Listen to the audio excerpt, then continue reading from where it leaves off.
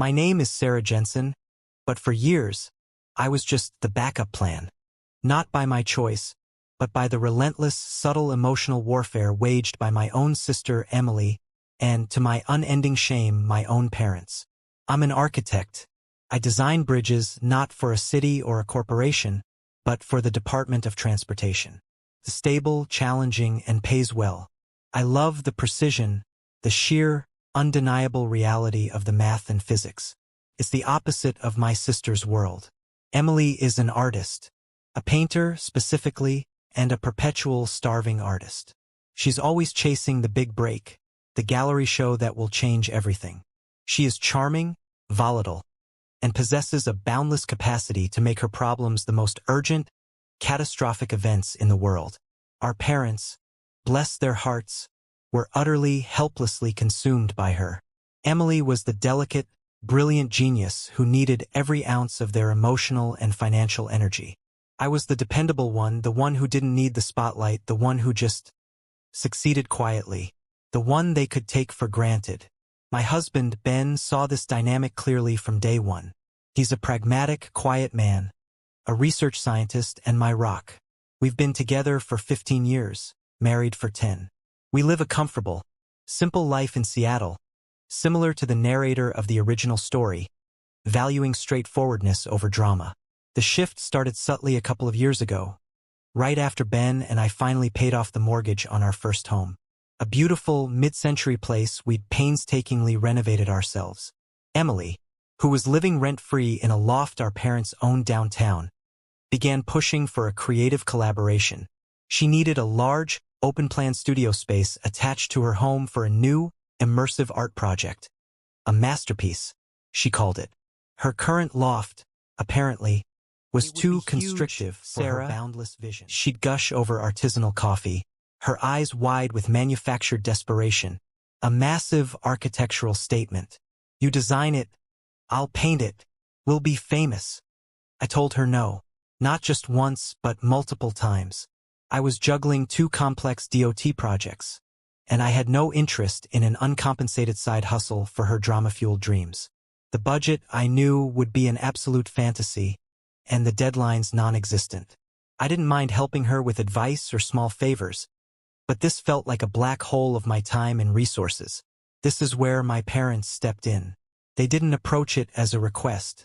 They treated it as a given. Sarah, it's Emily's future. This project is so important for her career, my mother said on a strained Sunday dinner call. You're the architect. Simple for you. Can't you just draw up the plans and oversee the permits? It's for family. My father, ever the enabler, just muttered agreement. The pressure was suffocating. I finally agreed to draw up the initial concepts, purely to get them off my back. But I had a boundary. I would only provide the plans. I would not manage the construction or finance a cent of it. My mother, acting as Emily's agent, agreed readily. Too readily. The designs I provided were efficient and elegant, a structure that perfectly complemented the existing loft while providing the light and space Emily claimed she needed. I submitted the detailed blueprints to my parents in late November. Then, for 3 months, silence. I didn't think much of it until I bumped into an old college friend, Mark, who works in commercial construction downtown. We were at a coffee shop near my office, and he mentioned seeing Emily's new space. The steel structure is almost finished, he said. The design is incredible, very distinctive. Are you on the project, Sarah? I felt a cold dread wash over me. No, Mark. I just did the initial drawings. Oh yeah. I didn't think they'd even broken ground yet. And the cost? Man, it's a prestige job. Did you know they're putting in that custom Italian glass curtain wall? That thing alone is going to cost a fortune. My sister was not only building the studio but doing it with exorbitant, unapproved luxury, and neither she nor my parents had told me the project had even started. It was a conscious effort to keep me out of the loop. I could almost hear Emily's voice from past conversations. Architecture is just circuits and computer jargon. What do you understand about big ideas? I tried calling my mother that evening. She was vague, saying only, "Oh, it's all moving along. Emily's so happy. You should see the progress." I asked about the budget. "Oh, your father is handling all the numbers stuff. Don't worry your pretty little head about it, dear." She hung up quickly. The next day, I pulled a few strings at the Department of Buildings, a small but unethical professional favor. It took less than an hour for me to look up the permit and financing details for the loft expansion. What I found was a sophisticated knot of financial deception. My parents had taken out a second mortgage on their retirement home, a massive $350,000 loan, and they'd used my architectural blueprints, which clearly bore my signature, to secure the financing. But that wasn't the worst part. The contract I viewed showed that my parents had signed a document listing me as the primary project manager and co-signer on the loan, fraudulently imitating my signature on the final pages. My blueprints were the hook, and I was the designated fall guy for the inevitable financial collapse. I felt dizzy, the ground tilting under my feet. It was the same feeling as when I first met Frank in the original story, an immediate alarm that would work to enable Emily. They had committed loan fraud and forged my signature, making me financially liable for $250,000 of custom Italian glass and artist whimsy. I realized they had taken me for granted for far too long, relying on my dependable nature to clean up the mess when Emily's project inevitably collapsed. I drove straight home. Ben was in the garage quietly working on his research project. I closed the door and laid the printed documents, the loan agreement, the forged signature page, the permit with my name as co-signer, on his workbench. He read them slowly, his expression growing colder with every page. When he looked up, his voice was dangerously quiet. "They are trying to ensure you won't be around while Emily is in her new studio. They think they can use you, Sarah. They called me the backup plan for a reason," I whispered. "But this is fraud. This is jail time if the bank ever realizes the signature isn't mine. They signed me up for a financial disaster. Also, the genius artist could have her glass wall." Ben and I spent the rest of the evening formulating a plan. Unlike the narrator in the original story who briefly considered having an honest talk with his cheating wife, I knew that confrontation with my parents would result in immediate shouting and emotional manipulation, followed by a week of the silent treatment designed to force me to back down. My mother would shift between blame, guilt, and denial, trying to convince me I was imagining things. I was not unintelligent, and I recognized when I was being sidelined. I had to keep my intentions hidden until I figured out my plan. I had to become the liar I usually detested. The next day, I called my mother, forcing an affectionate tone. "Mom, the paperwork for Emily's studio. I looked it over. I'm so glad you guys secured the funding. It was more expensive than I thought." "Yes, is Dad managing all the contracts?" she chirped, clearly relieved that I hadn't raised any concerns. "He's just so good with the numbers. You just worry about your bridges." "Well, I was talking to Mark about the structural plans. Since I'm the architect of record, the city needs me to sign off on the final steel work. Just a formality, but essential for the certificate of occupancy. I'll swing by the site next week and take a look." This wasn't entirely true, but it gave me a legitimate reason to visit the site and the perfect cover for what I actually needed. I wasn't going to check the steel. I was going to collect evidence. My father was a creature of habit. The construction site was protected by a temporary wall with a keypad entry for contractors.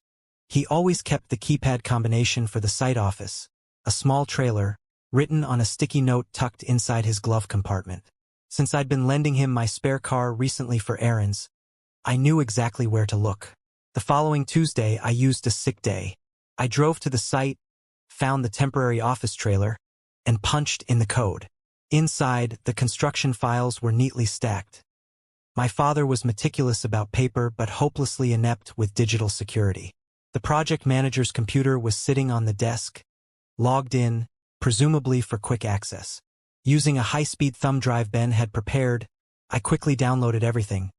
Copies of the fraudulent loan agreement, scanned images of the forged signature pages, all correspondence between my father, the contractor, and the bank, and most importantly, the digital contracts that outlined the full $350,000 budget and payment schedule. I even found a text exchange between my parents discussing how Sarah would never notice the forgery because she was too busy with her important government work. My suspicions were confirmed. The evidence was now deceit and betrayal lift, replaced by a cold, hard clarity. My mother and father were not just enabling a spoiled artist. They were willing to commit a felony and financially ruin their other daughter to fuel their golden child's ego. I called Ben from the car. I got everything. The forgery, the whole budget, the texts. Good. Now we execute Phase 2. It's time to build a new life, not a new studio. Phase 2 was centered on becoming a vanishing presence, almost like a ghost, so that when the financial reckoning came, I would be untouchable. I was done with the lies, the ultimatums, and the lengthy talks that would only end in my submission. There would only be the undeniable evidence of their actions and the cold, hard reality of the consequences. The first step was professional security. My boss at the DOT, a senior engineer named David, had been like a mentor to me. I had an open conversation with him, explaining the full extent of the family fraud, including the forgery and the financial threat to my reputation. David understood immediately. He was familiar with the kind of complex financial manipulation that families sometimes inflict.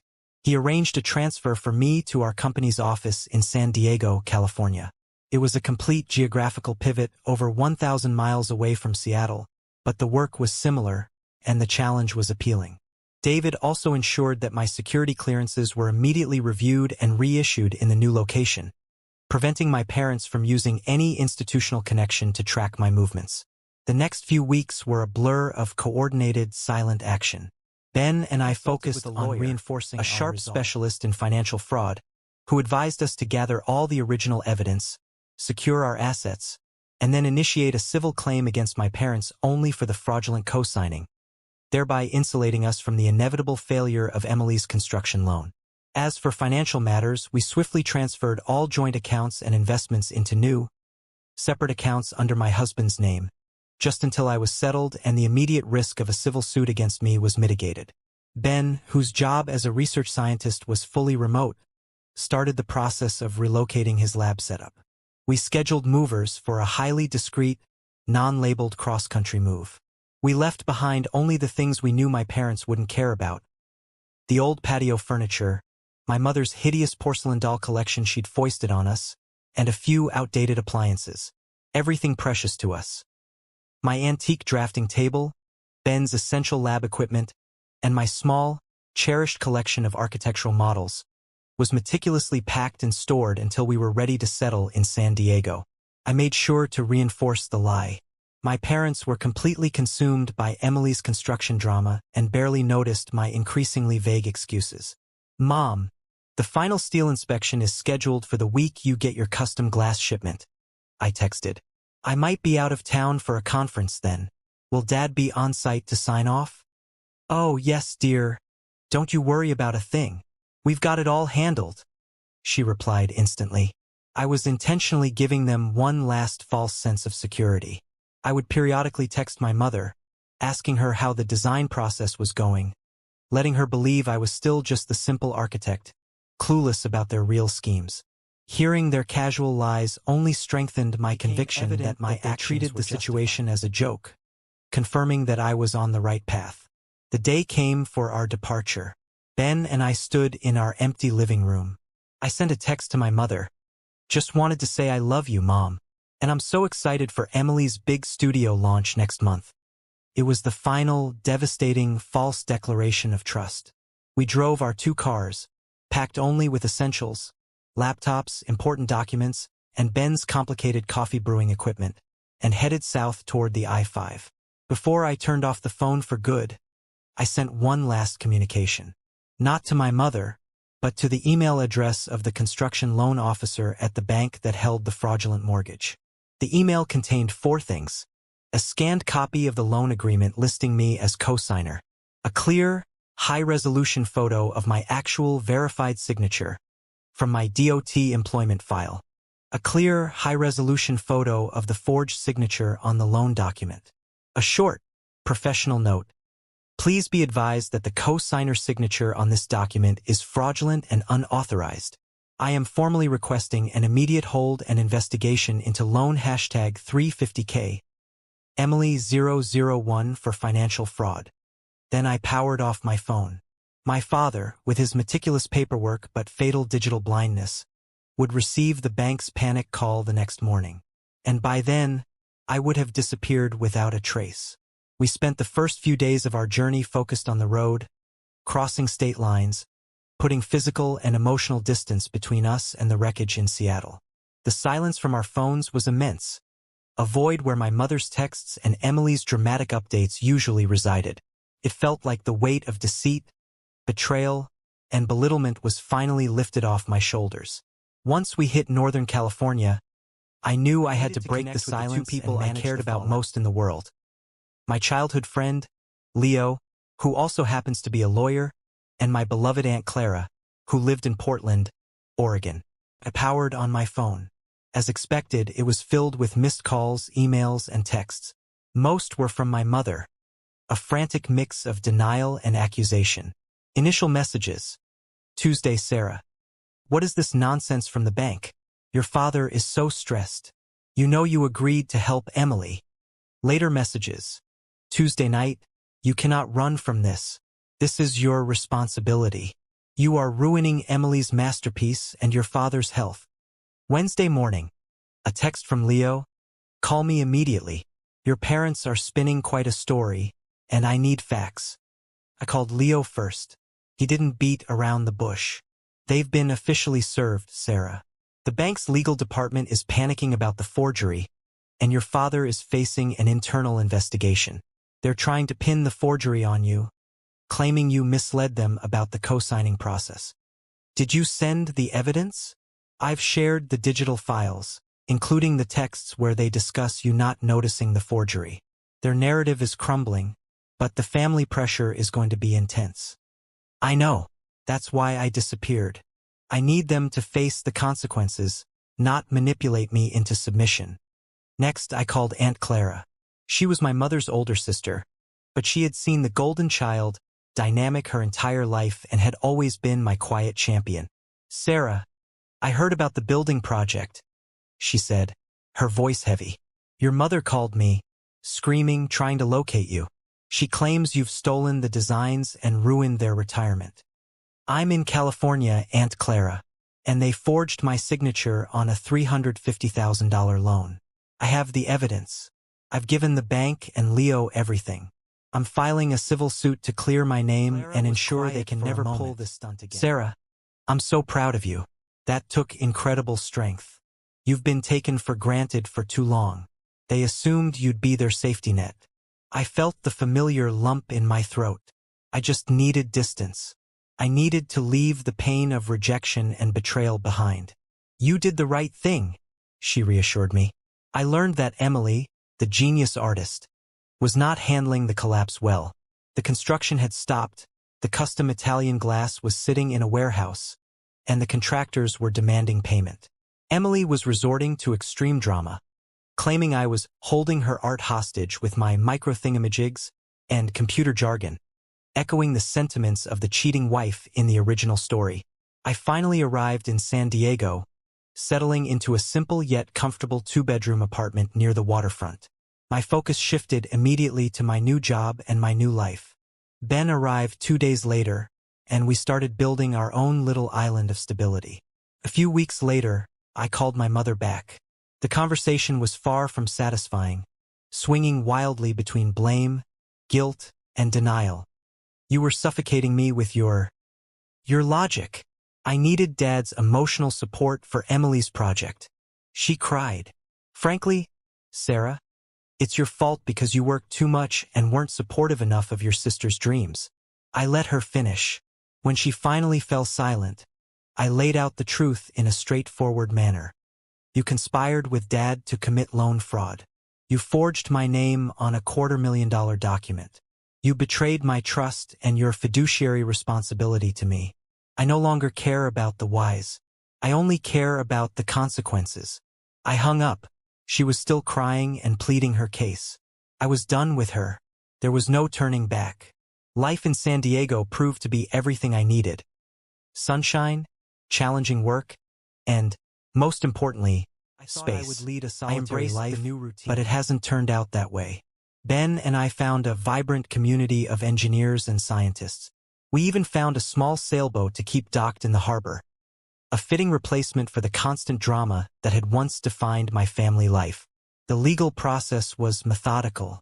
Thanks to the thorough evidence Ben and I gathered, the civil suit against my parents proceeded quickly. The bank, facing potential regulatory fines for allowing such a poorly secured loan, was eager to place the blame squarely on the fraudulent parties, my parents. The outcome was definitive.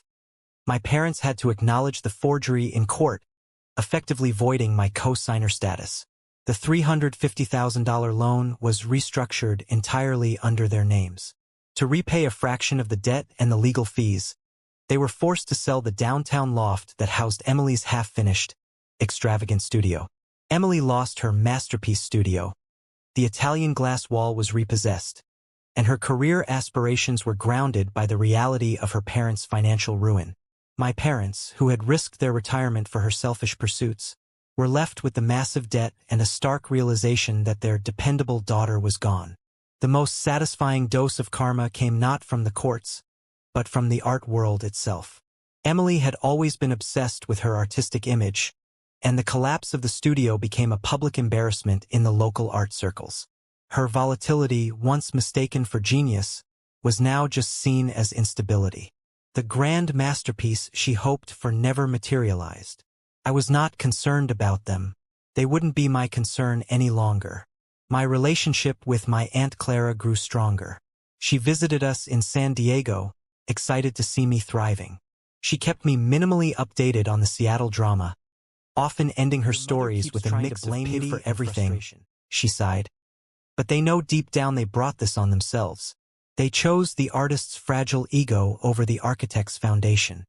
I found a quiet joy in my new life. I'm going through my first San Diego winter, which is mostly just warm sunshine, a welcome change from the gray Pacific Northwest. I've started working on my sailboat, spending weekends splicing lines and applying varnish. The local restaurants are good, the microbreweries are fantastic, and the people are authentic. My heart isn't fully healed. The pain of a family's betrayal doesn't fade quickly. But what is love without trust? I now know I am resilient. I stood on higher ground, prepared to embark on a fresh journey. I am forging my own path and creating my own future, one designed with precision and built on a foundation of integrity. I've learned that you can't entrust something so precious as your future to anyone who takes your consistency for granted. They tried to make me their backup plan, but in the end, I was the one who disappeared, taking away the steady presence that supported them and leaving them to face the consequences of their own destructive design.